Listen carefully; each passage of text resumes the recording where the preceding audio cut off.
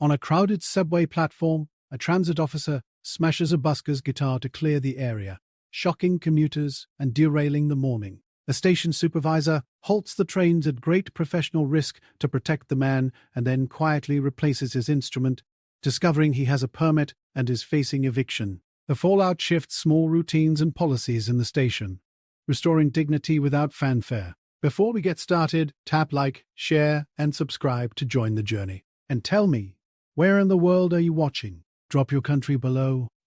I love seeing the global trail of these stories. The guitar snapped before the sound reached the far end of the platform. The transit officer lifted it by the neck and slammed it against a steel column, strings whipping through the air. Coins skittered from the open case. The busker flinched and grabbed at air. The officer barked, "Clear the platform," over the squeal of an incoming train. The tile shook with it. People stared and then looked away, faces lit by their phones. From the glass booth at mid-platform, Cass saw the neck split along the grain. She could smell brake dust and spilled coffee. Her radio hissed with times and codes, the numbers that haunted her nightly reports, on-time percentages, incident counts, duration. Her last write-up had used the phrase pattern of overreaction.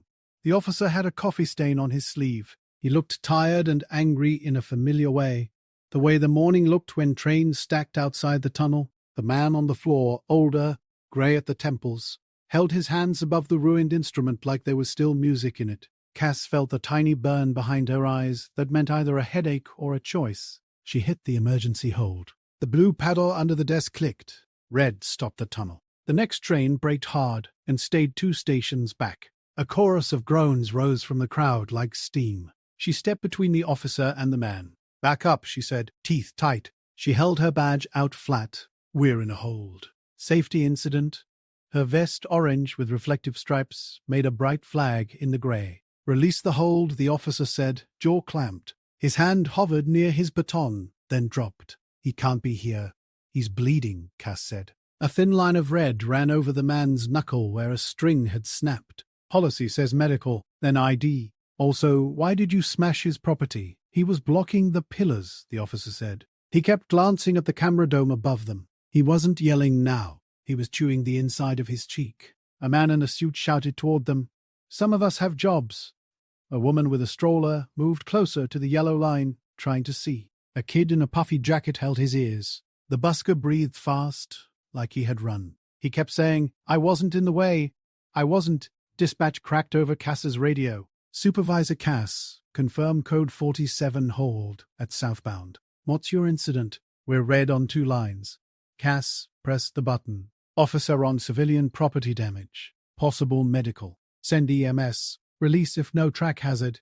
Dispatch snapped back. "Control wants trains moving." The officer folded his arms. "You heard them?" "You gave me a safety incident," Cass said. "It's my call until MS clears it." She turned to the busker. "Can you slow your breathing for me? Can you stand?"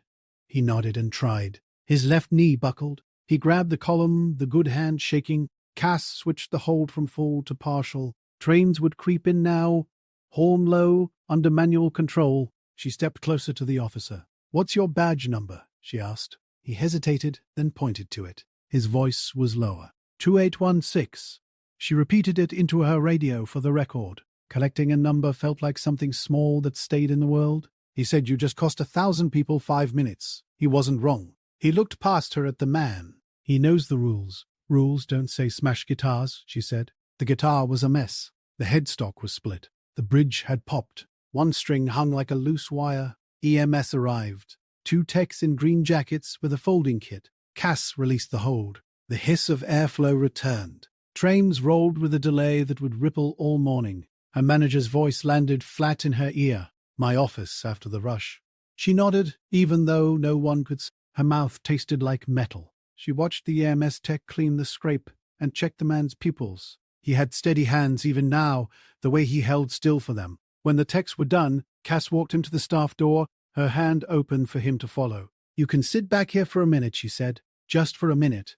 The officer didn't try to stop her. He had his notebook out now. He was writing, jaw tight. He looked up once, met her eyes, looked away. She walked him through the door marked "Authorized Personnel Only." The staff room smelled like burnt toast and bleach. A sad refrigerator hummed in the corner. She set a paper cup of hot water on the table and dropped a tea bag in it. Sugar?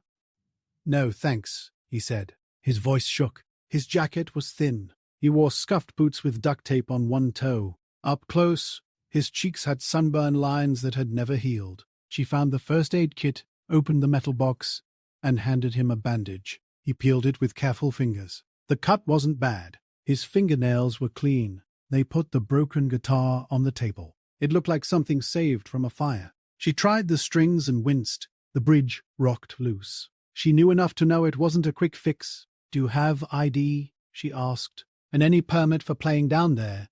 He pulled his wallet from his inside pocket and slid out a laminate. It was real. A thin blue sticker with a date. Arts in Transit Busker Permit, it said, with a stamp from 2 months ago. He also slid a folded paper across the table with the same motion, like all of it was just stuff you put on surfaces. A notice to quit, 1 month. He'd circled a date in pen. He tapped it once, then stopped his hand like he wished he hadn't. Cass looked at the permit, then the paper. She put the permit next to the broken neck. "Okay," she said. She moved the eviction notice back toward him and didn't push it. "Okay." There was a pawn shop at street level above the north exit. Cass knew because she'd bought a fan there 3 summers ago when the air in the booth failed. She took off her vest and set it on the chair. "I'll be right back," she said. "Don't move without telling me. They'll freak out if they see you in here alone." "You don't have to," he said. "I know," she said. She swiped out of the door and climbed the narrow stairs to the street. The noon light slapped her. Cars honked like a swarm. She crossed to the shop with its dusty window of trumpets and thrifted amps. Inside, everything smelled like old cords and felt. A battered acoustic on the wall had 4 good strings and a crack repaired with careful glue. She asked the clerk if it stayed in tune. He shrugged and tuned it, then dropped a chord. It was warm and a little flat. It would do. Cass handed over her debit card. The amount stung. Rent for her studio could be a bully. Her bank app would put this in red for a week. She signed the receipt and slid the case over her shoulder. Back in the staff room, she set the case on the table. She flipped the latches and lifted the lid. The man didn't say anything for a beat. He just rested his fingers on the wood and pressed. "I'll pay you back," he said, which sounded both true and impossible. "Play something," Cass said. She found a packet of spare strings in the drawer. Someone on nights kept music stuff stashed with the lost umbrellas and set them by him anyway. He tuned in slow turns, head cocked, ear close. His fingers found a shape. He played a plain 3-chord thing that didn't ask for much. The sound filled the ugly room and made the hum of the fridge softer. He looked down while he played, like he was doing a quiet task. When he finished, Cass printed a 1-page form from the clunky desktop, an incident reporting sheet she had permission to generate. She wrote the officer's badge number, the time, the language she was supposed to use. She slid it across the table. "This is for the review," she said. "There's also a separate complaint you can file with oversight. I'll print that too." She did. 2 copies. She stamped one with the date so someone wouldn't pretend it was late. "I have to meet a lady at noon," he said, folding the papers. He pointed to the circled date on the notice. "Intake for a room at the housing office. They said bring proof of income. I got a couple church gigs on Sundays, and busking is... It's not nothing." Cass nodded. "You have the permit. Take pictures of the guitar. I can email you the camera pull once I get it." He smiled quick, and it changed his face. The lines smoothed. It was like seeing a younger person in a window reflection. He took out an old flip phone with a cracked screen and snapped a photo of the broken neck. Then another of the new guitar, case open. He wiped his eyes with the back of his hand without drama, like something in the air stung him. Her radio told her what she already knew. "Supervisor Cass, come up. Now."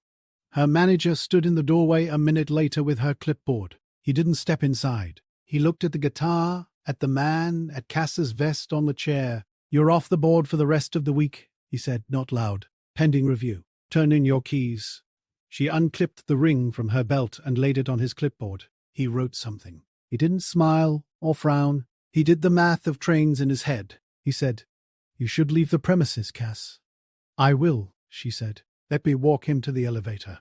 Her manager looked at the busker's permit. He touched the edge of it with one finger, like checking if it was real. Then he stepped back. 2 minutes, he said. They rode up in a service elevator that creaked. Cass stood with her hands in her pockets. The man held the new case like it had always been his. At street level, the city was louder than the platform.